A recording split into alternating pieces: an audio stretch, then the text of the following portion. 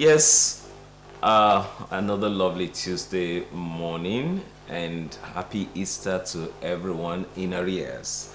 Yesterday was holiday, and definitely today, everybody, one way or the other, is returning to work.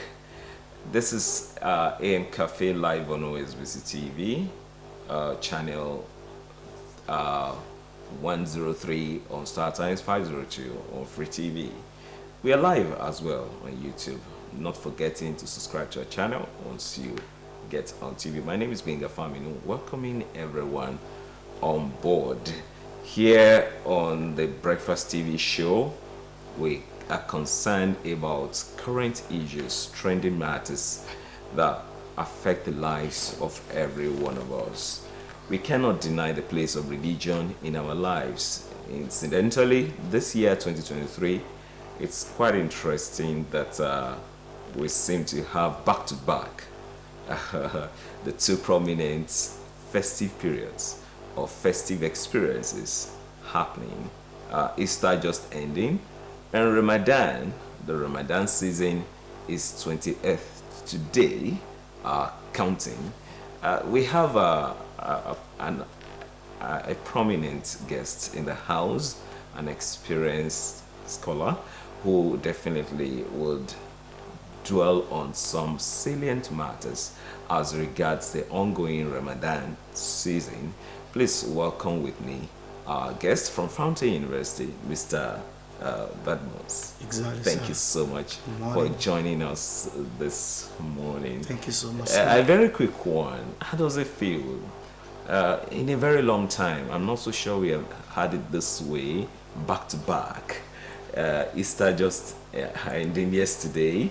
Of course, Easter after the 40 days Lenten period for Christians, and Ramadan is 20th today, leaving us with how many days to go?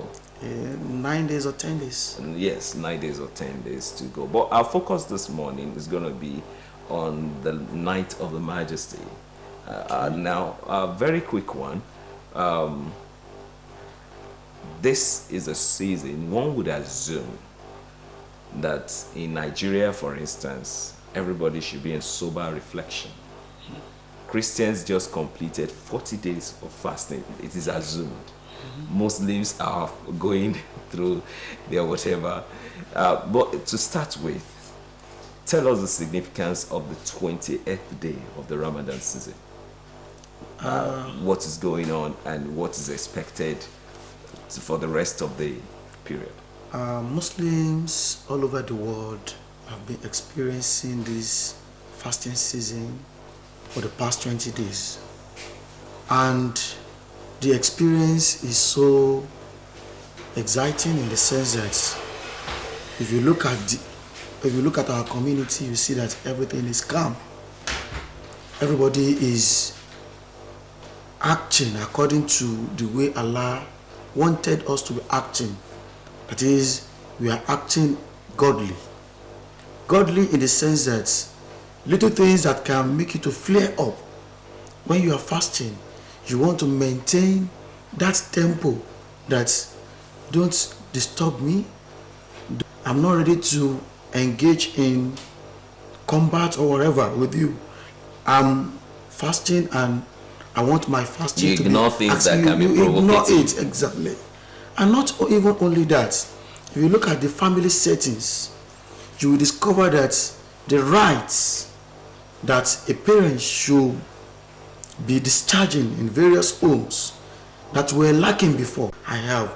Though majority of them may be doing this out of the belief they have that if you do so thing, you will get something in return from God. Many of them may not do it willingly. Many of them may not do it out of the way Allah created them. But when they know that there is a particular reward attached to it, they want to maximize that reward during that month of Ramadan. And this is exactly what has been happening from the first day of Ramadan till today, which is going to be the 20th day of Before we talk Ramadan. about the social impact of the experiences all of us are going through, we'll still want to have a clearer understanding of the significance of every day of the Ramadan season. Today is 20th. Exactly. And we're talking about Night of Majesty. Exactly. Tell us about Night of Majesty. What is it about? The Night of Majesty is a great night. In fact, it's the greatest of the nights of the year. In the sense that Allah, the one who created every one of us, said it in Quran al-Kareem, the scriptures of Muslims, that Inna anzalnahu fi laylatul qadr wa ma adraka ma laylatul qadr laylatul qadr khayrun min alf shahr. That is the ibadah. What I meant by ibadah is your worshiping, the way you worship your God. So the kind of worship you observe during this night, it is equivalent to 1,000 nights, khayru min alf shahr, than 1,000 months, khayru min alf shahr. So if you are opportune to witness the night, this to human being, you may be looking at it that the worship you observe for only one night, how can it be equivalent to 1,000 nights, 1,000 months, alf shahr? You may be wondering, but it was the person that created this world and that created you that is making this kind of statement.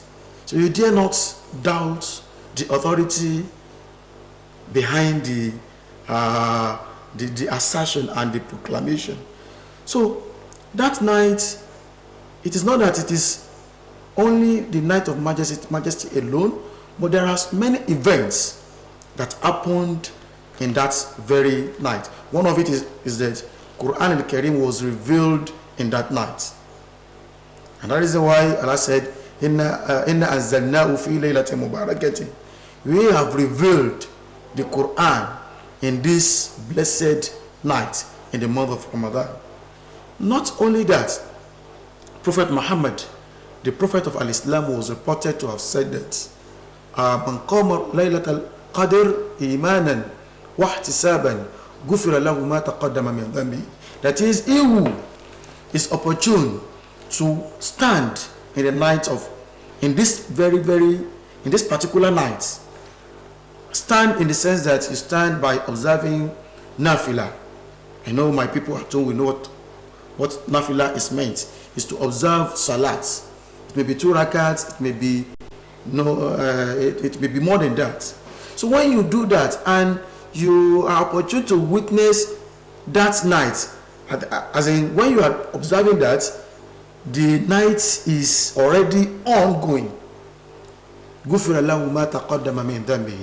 All what you have committed as a sin in the past will be forgiven by God. And that is why a lot of people are searching for this blessed night. The reason why Allah did not make this night open, known to everybody, because they went to Prophet Muhammad to go, and because after telling people the reward that is attached to this particular night, people started asking when it is that night. Is it 1 a.m.? It is 12 a.m.? Is it 3 a.m.? Prophet did not tell them anything, because he wanted us to be engaging in the acts of supplication, in the act of worshiping, so that nobody will be relenting that I know the time. Once it is the time, I'll just go and do it, and I will go back home. But because we did not know the time, every one of us is striving to meet up with that night. And that is why the issue of itikaf comes in. The meaning of itikaf is to seclude yourself in a mosque, in a central mosque, where you can observe your salat congregationally and the salat of the day of Friday salat congregationally, secluding yourself inside the mosque, supplicating to God for the last 10 days of Ramadan, so that you'll be on point in the sense that you'll be supplicating, you'll be worshiping all through this remaining 10 nights. So having it at the back of mind that no matter what, there will be a night, that night will come, and for the fact that you are in the mosque serving your God, you will be opportune to meet the night. But if there is a declaration that this is particular time on this so day, people will not do that. They will not do that. You may see somebody behaving anyhow, committing atrocities, and when it is exactly a minute to that time, they will just cut themselves up and go and so Allah has his own reason for making the night hidden. And not only that, in Quran, Allah in Surah Al-Dukhan, so that night could be any of the 10 nights remaining. Any of the 10 nights. But when they kept on disturbing Prophet Muhammad sallallahu in knowing the exact time, that time will come, he told them that, okay, if you want to be looking for the night, be looking for it in the odd days, odd numbers of the days of the last 10 days of Ramadan. So he gave them that clue, and that is why you will see them, you will see us as a Muslim in the 21st night, 23rd, 25th, 26th. Even Prophet even said that they should be more careful to look for that night in the 27th night, when they pressurized him. You know, for instance, if you are at home and your children are asking you something, you may be keeping it away from them. That day, are you not going to buy clothes for us? I will buy it. When? Okay, next week. They will say, okay, which day? What time? You understand? He later told them that on the 27th night of the day of Ramadan, of the night of Ramadan. So you should be more dedicating and more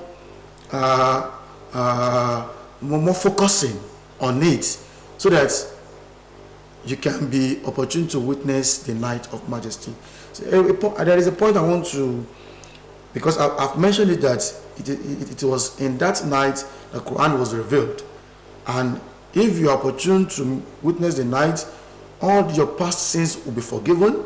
And Allah even said that fiha yufraku kullu amrin hakim, that is, in that night the decree of human being will be revisited, and if there is a call for change, it will be changed, in the sense that if you are destined to be wretched, for instance, and you enter into that night with the intention of asking God to make you rich, and you are opportune to witness the night, Allah will, there is no doubt about that Allah will never accept that. Now this is illuminating, and it's quite expected anyway from a scholar.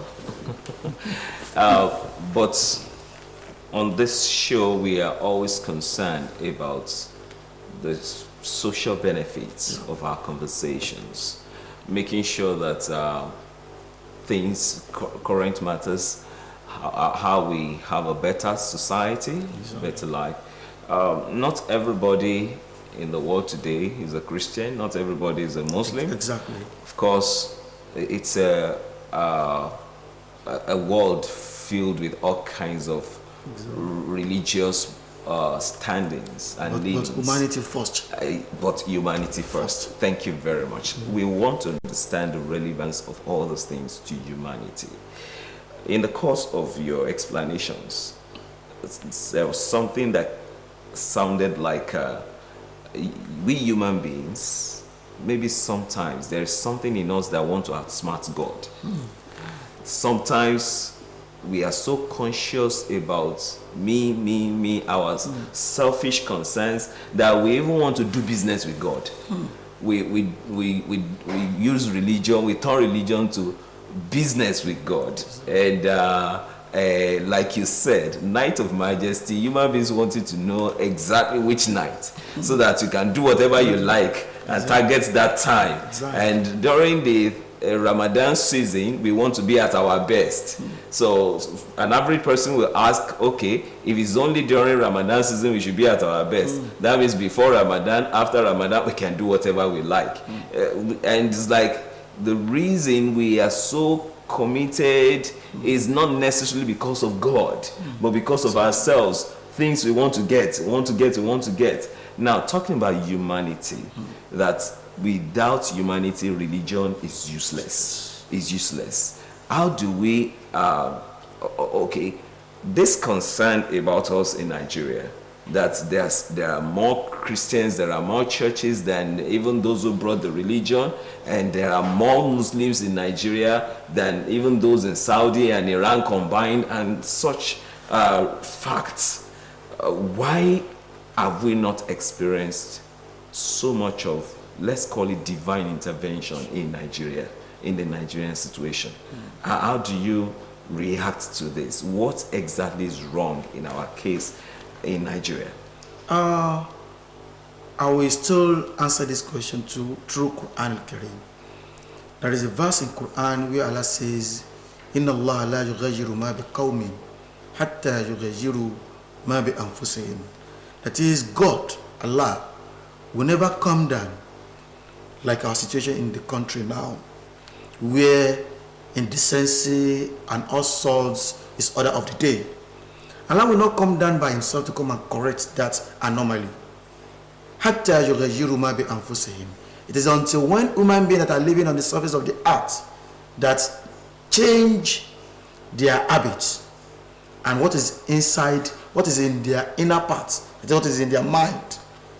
So that is what Allah says, that He will never come until we deem it fit to change the way we do things.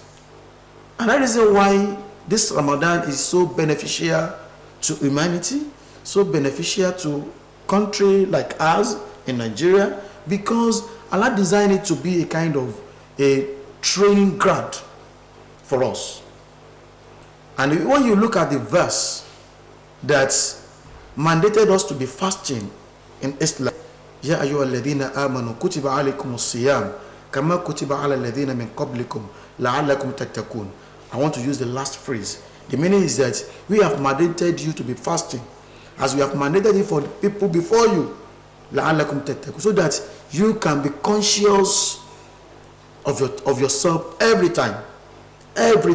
So that consciousness in the 11 months past, you've been acting the way you like, you've been doing injustice to human beings like you.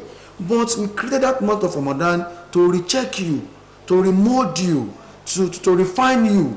You are religious without being humane. I can't be telling me that you are respectful, you are obedient, you are this, you are that, you are cheerful, you are a cheerful giver, you are a communist, and without having religion. And that is why you will see it in any way Allah is calling those who possess faith, that Ya ayyuhalladhina amanu, all you will believe. There is no way in Quran that you will not say it, wa amilu solihat. After mentioning that, Allah will say, and those who are acting righteously. Not righteously is not to They may Allah. not belong to the religion, It's but not to they Allah. are doing what is right. They are doing what is right. Allah is relating that one to humanity, to the society. And that is why Prophet Muhammad used to say that Angel Jibril used to come to him and be telling him about to be good to his neighbors, as if his neighbor is the one that is going to inherit all his properties. That if you are praying to God, you must be good to your neighbor. And neighbor is part of the community. And it's not only during the Ramadan. It's not only during Ramadan. No. Not only during the Ramadan. So those who are playing God by being so godly only in the month of Ramadan, they are just playing God. And Allah is just, you will just be looking at them and be smiling at them. You don't know anything. So the same thing that is expected in the month of Ramadan is the same thing Allah is expecting from us in other months. To be generous to people in your community, to be shunning all the acts that can cause violence, and to be good to neighbors, to your family, extended one and nuclear one, like that. All the good things is expected. All the good things are expected from us during the Ramadan, the way, and it's also expected from us outside Ramadan, and that is the the plan of Allah subhanahu wa ta'ala and the expectation of Allah from every one of us, not limited to Ramadan alone. People are sharing gifts, they are giving the needy, they are giving zakat. It is not expected in only Ramadan. The thing cut across all the months of the year. Before we round off, this concern that Nigeria is a heavily religious country, but the impact is not showing. What is wrong? How best can this be corrected? Are we to say that the way out is for Nigeria to reduce religious centers, Nigeria to downplay religious concerns? Is that the solution? Are we to put the blame on religious leaders? Religious leaders, their responsibility is to uphold the ethics, the values of their religion, and they seem to be doing that. So where is the missing link? What is missing in the society? If religious leaders seem to be doing theirs, though they are being accused of overdoing it, but they are doing that, what else should be happening to ensure that we have a sane society? What else should be happening that is not happening? Is it the fault of the government or what? Let me say that being religious is not what is causing this problem. Okay. What is causing this problem is that all of us, be it Muslim or Christian or any other affiliation, we are just acting, and our religiosity is based on where we find ourselves. We are not working according to our scriptures. Okay. If Muslims are working with their scripture, which is Quran, the society will be more better than this. And if Christians are working according to their scriptures, because I know there is something that is called 10 Commandments. If all Christians and Muslims can work with 10 Commandments, the life will be better than this. In fact, the commandments are so many. I'm just restricting it to the 10 that I know. Okay. For now. And if Muslims are also working according to their scriptures, we will have a better society. But majority of us, our scriptures are not in us. That is only the missing link. Our scriptures are not in us. You will see somebody coming to the member, coming to the pulpit, telling you this, and when you see the person after that place, you will see another thing. And there is a set of people that will be saying, listen to my words, not my deeds. And majority of us today, our deeds are not corroborating our utterances, especially when we are preaching. That is where we are getting it wrong. So as a father, as a head of a family, be it Christian, be it Muslim, we need to inculcate the scriptures in our oncoming generation. So if you don't want to have it in a worse template more than the one we are witnessing now. So the only missing link to answer your question is that we are not working according to our scriptures, because our scriptures, we all believe that they are from God. And if we work with that template, the life and the world will be better than. We might even be able to recite the scriptures offhand. Even for some of us, we committed it into our memory. But to work with it is the problem. You can see people do travel to Jerusalem, to Mecca, to go and perform Umrah, to go and perform Hajj, to go for, you understand? In the sight of Allah, it is just like a recreation traveling, not a spiritual. Just a sightseeing, a tourist experience. It's just tourism. It's an experience. And that is why when they come, they just be telling us, we see this, we saw that, we did this and that, we lodge here, we lodge that. What are the lessons? They should be able to come and translate what they saw there into something meaningful in our country. Yeah. You see our leaders, you see that they are visiting there, and they are seeing what is going on. They see the way things are working perfectly there, because the scriptures is in them. The scriptures are in them, in wherever we are traveling to. But the reverse is the case here in Nigeria. it has been said, the missing link between religion and humanity is that our scriptures perhaps are just in our heads, but our scriptures are not in our hearts. Our scriptures do not reflect in our characters, in our natures. And it is also true that without humanity, religion is useless. It doesn't matter which religion. Well, it is good that as a country, we are beginning to identify that we seem to have been more of Pope. Okay, we seem to have been more, how do they say? We seem to have been holier than the Pope. And it's like, jokingly, people do say Nigerians, one of the reasons we can be so, we do so much of long suffering is that Nigerians may suffer a lot, may complain a lot, but we don't want to die. And it's like maybe we have suffered a lot as a people that we don't want to suffer in eternity. So we feel like, oh, if we have lost everything, there is this one thing called religion. Don't let us lose that one. And so we are so committed to religion because we want to gain afterwards, not necessarily because of the God in the religion.